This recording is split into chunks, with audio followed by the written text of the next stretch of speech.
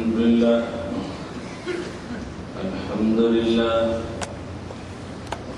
رب العالمين الرحمن الرحيم مالك يوم الدين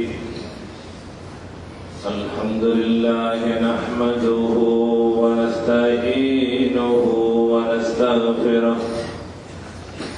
ونعوذ بالله من شرور أنفسنا ومن سيئات أعمالنا من يهده الله فلا مضل له ومن يضلله فلا هادي له وأشهد أن لا إله إلا الله وحده لا شريك له وأشهد أن محمدا عبده ورسوله أعوذ بالله من الشيطان الرجيم بسم الله الرحمن الرحيم وآتاكم من كل ما سألتموه وإن تعدوا نعمة الله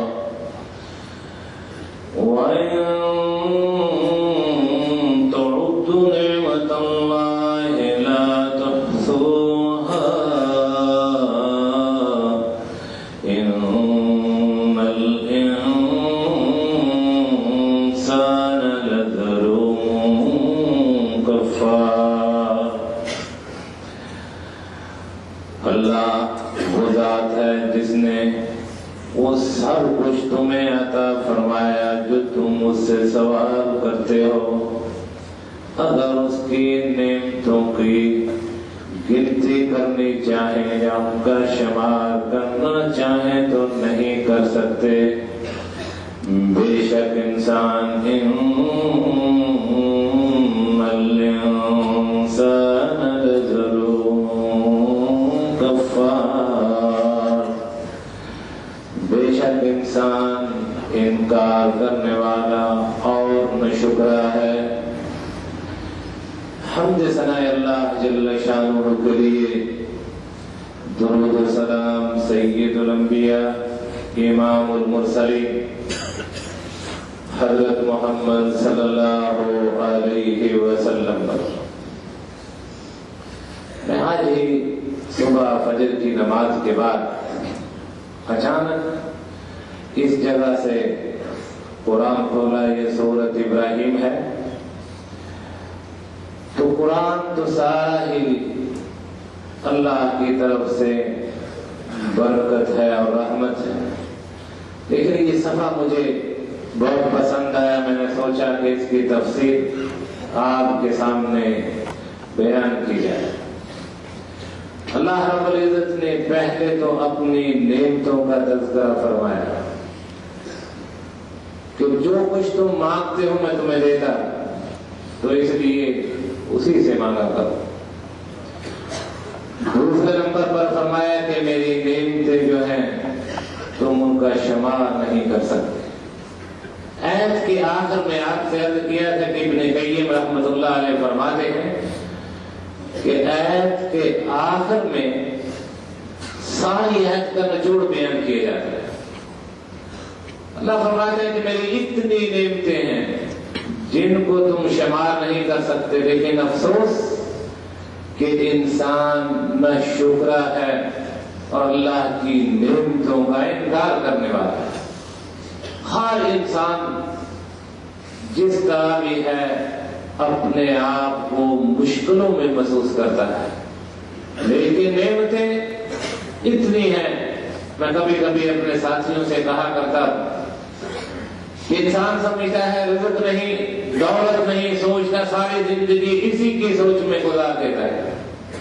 لیکن ایک انسان तंदुरुस्त आदमी को ये कहा जाए कि तेरे जिस्म के इस तंदुरुस्त हिस्से से जिस्म के एक अज़ा को काटना है और तुझे दुनिया का बादशाह बना देंगे, कभी तस्लीम करने के लिए तैयार है। उसको इल्म हो जाता है कि जो अल्लाह की नेमतें हैं उनकी क्या कदर व कीमत है। अगर पता करना है कि नेमतें क्या हैं तो आंखों की कीमत किसी नबीने से पूछो। अगर पता करना है कि सेहत व तंदुरुस्ती क्या है तो इसकी कीमत किसी बीमार से पूछो। कहेगा कि सारी दुनिया की दौड़ डॉक्टरों और हकीमों के कदमों में ढेर कर दूं, लेकिन अल्लाह रब्बुल इज्जत मुझे तंदुरुस्ती अता फरमाए। इसमें फौरन बाद अल्लाह रब्बुल इज्जत ने अपने खलील जद्दुल अंबिया इमामुल मुवाहिदीन हजरत इब्राहीम अलैहिस्सलाम की दो दुआओं का तज़किरा फरमाया कि इब्राहीम अलैहिस्सलाम बहुत अजीम इंसान थे। अल्लाह रब्बुल इज्जत ने उनको नबी बनाया और नबी जो होते हैं तौहीद को आम करने के लिए और शिरकियात को खत्म करने के लिए दुनिया में तशरीफ लाते हैं। लेकिन बदकिस्मती ये है कि बाप बुतों का पुजारी ही नहीं बल्कि उसका वर्कशॉप है, उसमें बुत बनाता है, तराशता है और लोगों को फरोख्त करता है। इब्राहीम अलैहिस्सलाम इस घर में पैदा हुए। अल्लाह के नबी हमारे प्यारे आका फरमाया करते थे कि तौहीद की खातिर सबसे ज्यादा किसी को अगर तकलीफें आई हैं दुनिया में तो वो इब्राहीम खलीलुल्लाह। आप फरमाया करते थे कि अगर मैं उसकी जगह पर होता तो शायद कामयाब ना हो सकता। और अल्लाह के नबी सल्लल्लाहु अलैहि वसल्लम फरमाते कि जब भी उसको तकलीफ आई, परेशानी आई, तन्हा थे, कोई ना उनको हौसले देने वाला और ना ही कोई उनकी मदद करने वाला था।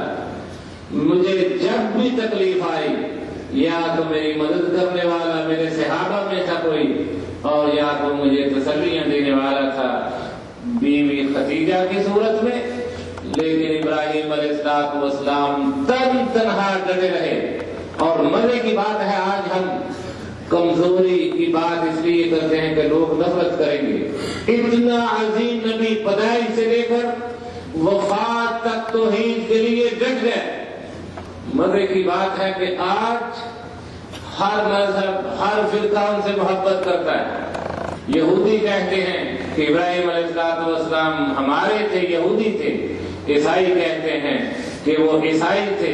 और मुसलमान दावा करते हैं कि इब्राहीम खलीलुल्लाह वो मुसलमान थे और मुवाहिद थे, बल्कि जद्दुल मुवाहिदीन थे, इमामुल मुवाहिदीन। इब्राहीम अलैहिस्सलाम ने दो दुआएं की इस मकाम पर। पहले सुनिए, वइज़ क़ाल इब्राहीम रब्बि इजअल हाज़ल बलद आमिना। जब इब्राहीम अलैहिस्सलाम ने अपने रब से, पालने वाले से गुजारिश की, वइज़ क़ाल इब्राहीम रब्बि इजअल हाज़ल बलद आमिना। पहली बात कि ऐ मेरे रब, इस मुल्क को अमन और सुकून का गहवारा बनाना। अमन और सुकून ये सबसे बड़ी नेमत है। अगर दौलत हो, अमन और सुकून ना हो तो वो अज़ाब बन जाती। इसी तरह अगर इबादत करनी चाहे इंसान, पता चले कि जिस मस्जिद में हम नमाज पढ़ रहे हैं बम फटने वाला है, सुकून और आराम खत्म हो जाते। सबसे पहली दुआ जो की अपने रब से कि या अल्लाह इस मुल्क को अमन सुकून का गहवारा बना। वइज़ क़ाल इब्राहीम रब्बि इजअल हाज़ल बलद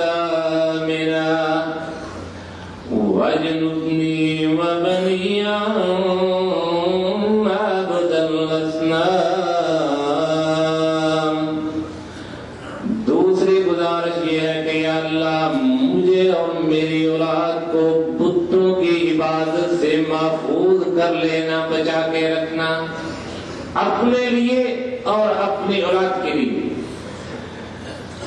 فرمایا هذا البلد آمنا واجنبني وبني أن نعبد الأصنام رب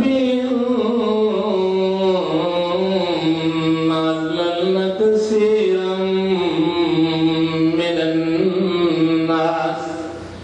اے میرے مالک، میرے پالنے والے، ان بتوں نے بے شمار لوگوں کو گمراہ کر دیا، ان کی عبادت میں آ کر ان کی دنیا اور آخرت خراب ہو گئی۔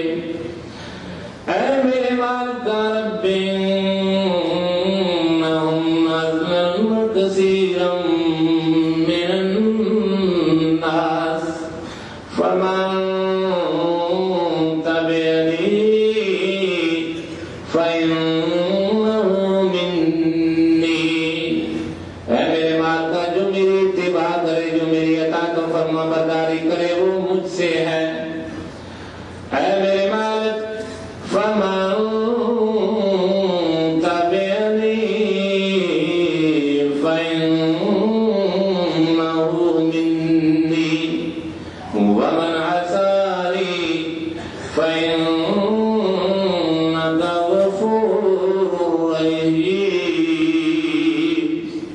اور جو میری نافرمانی کرے، فرمایا تو غفور الرحیم ہے، اس کا معاملہ تیرے سپرد ہے، چاہے تو معاف کر دے اور چاہے تو اس کی درست کر لے۔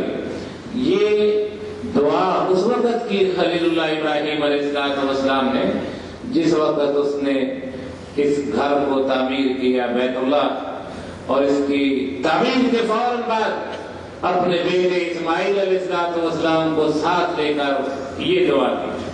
پھر اس کے بعد دوسری دعا اس وقت کی کہ جب اسماعیل علیہ السلام چھوٹے تھے، روائل بیان تفسیر کی کتاب ہے، اس میں مؤلف اس کے شیخ صابونی لکھتے، کہتے ہیں ابراہیم علیہ السلام کے اللہ رب العزت نے عجیب و غریب امتحان لیے۔ وہ بیٹا جو بڑی عمر کے بعد پیدا ہوا، جب چلنے لگا، یہ چھوٹا تھا، اللہ رب العزت نے فرمایا کہ ابراہیم اس کو چھوڑ آؤ جس جگہ پر اب بیت اللہ ہے، اس کے قریب جہاں سے زمزم نکل رہا ہے۔ ابراہیم علیہ السلام نے اللہ کے حکم کو پا کر بیٹے کو گود میں لیا اور چل پڑے۔ پیچھے پیچھے فرما بردار بیوی چل رہی ہے اور پوچھا نہیں کہ میرے خاوند کدھر جا رہے؟ جہاں سے زمزم نکلا وہاں بٹھا کر چلنے لگے تو پاک دامن اور سعادت مند بیوی نے پوچھا کہ ابراہیم ہمیں چھوڑ کے کہاں جا رہے؟ کیا اپنی مرضی سے تمہاری طرف سے کوئی اجتہاد ہے یا کہ تمہارے رب کا حکم ہے؟ ابراہیم خلیل اللہ نے فرمایا کہ میری بیگم، یہ میری بیوی، یہ میرے رب کا حکم ہے، اپنے رب کے حکم سے چھوڑ کر جا رہا ہے۔ کہا جاؤ ابراہیم، اگر اپنے رب کے حکم سے چھوڑ کر جا رہے تو وہ ہمیں ذلیل نہیں کرے گا۔ ابراہیم خلیل اللہ کیونکہ ایک انسان تھے، پہاڑوں کے دامن میں پہنچے۔ شیخ صابونی لکھتے ہیں کہ ایسی جگہ پر اپنی بیوی کو چھوڑا اور بچے کو، جہاں نہ ان کے لیے کوئی انیس تھا نہ سمیر تھا۔ انیس کہتے ہیں محبت کرنے والا، اور عربی زبان میں سمیر کہتے ہیں جو عورت یا باپ یا ماں اپنے بچوں کو رات کو سونے کے وقت کہانیاں سناتی، اس کو سمیر کہتے ہیں۔ کوئی ہستی نہیں کہ جو ان کا دل لگائے، ان کی حوصلہ افزائی کرے۔ تو پہاڑوں کے دامن میں جا کر اپنی بیوی اور بیٹے کی طرف نظر پھیرتے ہیں اور یہ دعا کرتے ہیں، کہتے ہیں